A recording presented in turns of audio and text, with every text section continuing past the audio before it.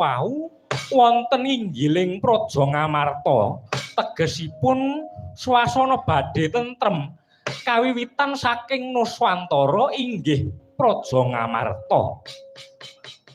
Lintang menika nedahaken bilih sedaya ingkang wonten jagat menika mliginipun wiwitan saking Ngamarta kedah tansah tresnani buminipun tegesipun kudu tansah hanjagi dumateng kawilujenganipun panguripan. Tresna marang Gusti, tresna marang sesama lan asmara marang bumi. Kanthi menika wiwit dinten iki kula kedah momong dhateng para Pandhawa sinuwun.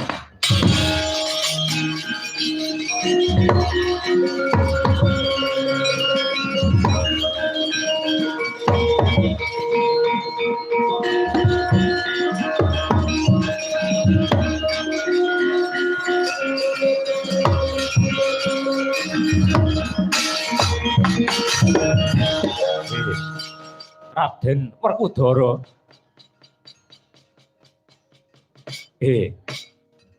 Namung kula suwun Prabu Rama kedah lila lair batos.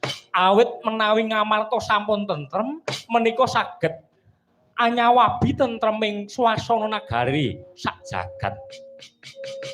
Ingsun wis midhanget apa kang dadi sabdaning Kyai Semar lan uga wis ingsun tampa kanthi terwaca. Kang mangkono ingsun ora wenang meksa marang sira Kyai kudu tindak marang Pancawati. Lan Wruhana Kakang.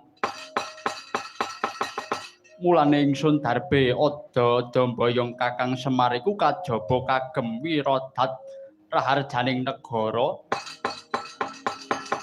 Kang luwih wigati yaiku nggone ingsun kepengin bakal nyumuripi munggo sapa besok kang bakal nerusake lelabuhan ingsun.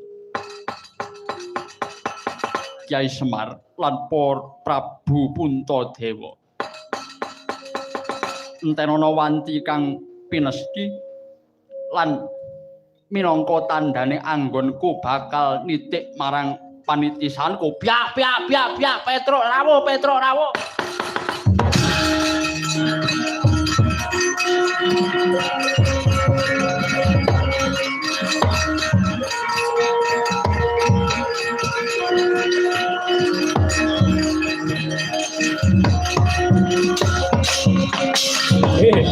Ana apa Petruk?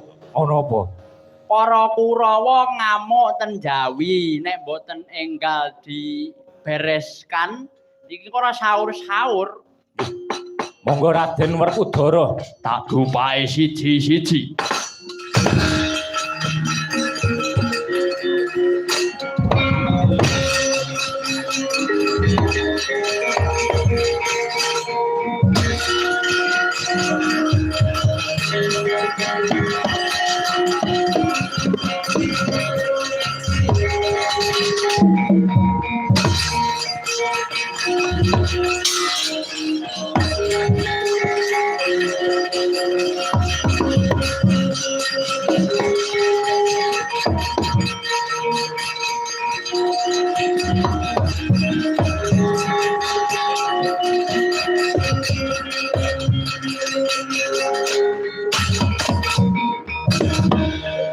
Werkudara, tak jaluk wahyu tos jali lakune dudu kuwi.